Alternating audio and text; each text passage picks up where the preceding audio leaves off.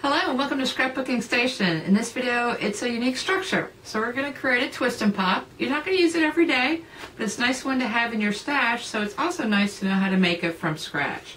So basically it's a card that when the user gets it, turns and it opens up.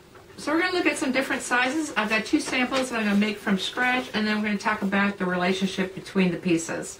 I'm going to put the camera over my shoulder and we'll get started. To begin with, I want to look at some nomenclature, and this way you know what we're talking about as we put things together. This sample is 5.5 by 4.25, and so what you're going to need is for your base card, which is going to be this piece on the outside, it's going to be a tall tent, and that's what we're going to call the base. Next thing is when it opens, you've got a pop, and that's going to be this accordion rectangle. And then on the inside, to make it twist, is going to be this piece of paper that looks complicated, but again, it's just kind of a rectangle that's scored in the right places. And so that's going to be your twist. So we got a base, we got the pop, and we've got the twist. Okay, so I've picked out my 3 rectangles, and for the project I'm going to make first, I'm going to make it a finished 6 by 4.25, only because I started with a 12-inch piece of cardstock. And so I've made my tent fold, so I've got a 4.25 by 12, and I just scored it at 6. The inside, this is called topsy-turvy cardstock, so the inside is different than the outside, or the coloring. Now the second piece you're going to need is going to be, or what you want to decide on next, really is the pop. So what do you want your finished little accordion that's going to pop up to look like? And the rule is that it has to fit in this direction inside your card. And to make it easier, you might as well just make it divisible by a 4, because this is an accordion fold. So let's go ahead and score that. I'm going to bring in my scoreboard, and you can see where that is. So I want to score it 3, 6, and 9, and that's just dividing by 4. This is very hard to do over my shoulder, so I'm probably going to do this one and then finish on the fly. Okay, and this, I've decided on this so that I've got 4 by 3 inch 4 panels. So this could have easily, just as easily been 10 inches, then you would have had 4 by 2.5. And so this piece becomes your mountain, then you make 2 valleys. And that's going to be your pop element. So give everything a good crease. And next we're going to talk about the twist. So the most important thing about your twist is that be a little bit lightweight. So you could actually use copy paper, and it's going to be seen from both sides. So either you have coordinating double-sided paper, or you have white works, or same on both sides. And so what are the rules? The rules are that it be able to fit inside or be exactly the same width as your pop. And the other rule is that it go almost as far or extend into these last 2 outer panels. So I just made this one 4 by 10. So this was 4 by 12. If you went 4 by 10, or yeah, if you went 4 by 10 for your pop, then you'd want this to be maybe 4 by 9. So that complicated little gizmo. If you would have asked me whether I always measure, I would have told you before I started doing this card that yes, I do. But what I want to do is I'm going to fold this in half, and that finds my center line across this way. Give it a good score. You want to open it up. You want to fold it in half this way. So meet these 2 ends, and that's going to give you your center horizontal score for this long rectangle. Let's make the X in the middle. So at this point, I want to kind of hold down, because all I'm trying to do is get an X in here. And so I've got that center point right in the middle, and I want to marry up these 2 score lines. So I'm matching my horizontal with this one. It should be straight across. Going right through that center point, and I want to go in the other direction. So now I want to get this diagonal, so I'm going to bring this one in this way, again making sure I'm going through the center point. I'm going to match up the horizontal with the vertical score.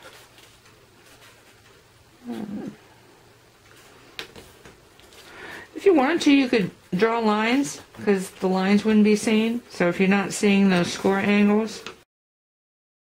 Now to get your twist ready to stick in your card, what you want are these triangles on the outside to be one piece. So what we're going to do is I'm going to bring it this way. I don't want this score to come into play. So I'm going to bring in the two long ends. So they're going to come like this. And I'm going to flatten that. So these should meet. It doesn't have to be exact. So this is pretty close. These are going to meet and it's going to look the same on both sides. Okay, I wanted to show the measurements more traditionally, just in case you're not ready to make the leap to origami or you didn't catch any of that. But with my 4x10 twist piece, I want that center horizontal at 2 inches. So I score that. Then I've got the vertical horizontal at 5 inches, because it's 10 inches wide. And since it's 4 inches this way, I want my square to be 4 inches, or the diagonals of my square. And so I'm coming 2 inches in each direction off this center point. So I want to mark it 3 and 7 inches on the top, and 3 and 7 on the bottom, and then make those score lines. And then just want to fold it up the same way and meet those ends to create your twist. Okay, now that we've got all the elements put together, we're ready to start adhering things. And so I've got my twist with the 2 triangles, and I use double-sided adhesive, and I've got it on both sides. I've peeled this one off, and so on the inside of your tall tent, you want to open it up. I'm going to take that sticky side, I'm going to hold it closed, and I want to center it into this card coming up to the score line. Don't want to cross over. So close is good, very close. So I'm on kind of like that score line's got some thickness. So I'm on the inside of that, and I am making sure I am somewhat centered. So like so. Then I'm going to peel these off. Once I have the adhesive exposed, I'm going on very close to the edge. Just want to close my card. And I want to press down, make sure that's attached, and that's going to put my twist inside the base. It's going to go like so. Now I want to attach the pop. Okay, I'm going to show you the easiest way, I think, to put the pop onto the twist. And so I'm going to open it up flat. I'm also going to make sure that this is perpendicular to this, because this could be askew a little bit, but you can trim those edges, and I'll show you that in a little while. So I want to match up the center point. And this is just, my twist is just as wide as the pop. And I want to make sure I am perpendicular to my base card. So center point, and then along those lines. And where I want to attach this to the twist is right behind here in this top corner. So I'm going to put glue there. Or double-sided adhesive tape, doesn't matter. Again, just in that upper corner. I'm going to put that one down. Then I'm going to do the same thing, except working on this bottom corner. So you can see where I've got the center score line, and I've got this piece. So once I put this down, I'm going to give it a moment to set, and we're going to take a look at the finished structure. So the twist and pop's all put together, and the first couple times you open and close it, it may be a little persnickety, but all you want to do is pull up on this mountain here and sandwich it, kind of like a clam, and you can see where it just wants to come together the correct way. So, close it like so, then decide on your front and back, and all that's left is the decorating. So let me get on with that, and I'll be back. Okay, once I've got all the embellishments on here, this is the way it turned out, so real pretty. I chose to go with Up and Away Thinlits from Stampin' Up! For really much the focus of the card. Of course, when you open it up, it's going to twist and pop. And so all I did was leave some negatives, put some positives, and I think you are amazing, and then the large hot air balloon down here at the bottom. Now, a couple things. First is, when I did the demonstration, I used double-sided tape to adhere the twist to the base card. I would not do that. I actually had to go back and use liquid glue because it was popping. This is under some kind of stress.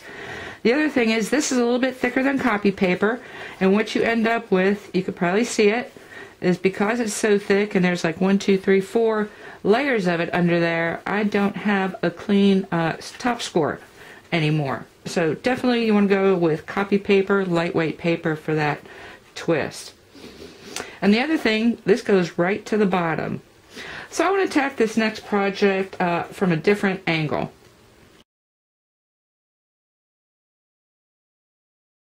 So this is kind of the design I want to recreate, but I want to recreate it on the pop piece. So I'm going to have a vertical pop piece, and I've made it smaller because these guys are pretty small. So I'm going to have a plane, a couple of these skydivers, and then my sentiment down here at the bottom. So I sized this first, and this is a 10 by 3.5. So 10 by 3.5 inch wide. And that means I want to score it at 2.5, 5, and 7.5 inches. And that's going to create the pop. Again, it's going to come this way. So I know that the twist has to be shorter from each end, so I made it 8 inches long, and it needs to be 3.5 wide. I like keeping it the same width as your pop. And so I already folded it up. I did use copy paper this time. And so, again, it's 8 inches, and that's going to give me an inch on either side to leave off. So when we center it, it's going to be centered like that, and I'm going to attach it in exactly the same way. So again, you make your center scores. So this is going to be at 1 3/4 inches because it's 3.5. This is going to be at 4 inches because it's 8 inches wide. And then you could fold these corners, or you know you're going to need the diagonals for a 3.5 inch square. So you could measure 1 3/4 off of the center point on top and bottom, and then score your X. So all that's left to do is for me to put this together, and I'm going to talk about the base card after I get these elements done. Okay, I wanted to come back and show you this piece because I want to talk about the relationships one more time because that's the important thing. And so you would build or assemble your twist and pop the same way I did in the first, in that you put your twist onto your base card and then attach your pop on those corners. But hopefully we're kind of clear on this twist and the relationship to the pop. So same width, a little bit shorter so that I can adhere to those corners. Now the relationship between this and your base card isn't as persnickety. Now this is 3.5 inches wide, so I can put it really in any card that is like 3 3/4 and larger. I could stick this in a 5 by 7 card if I wanted to.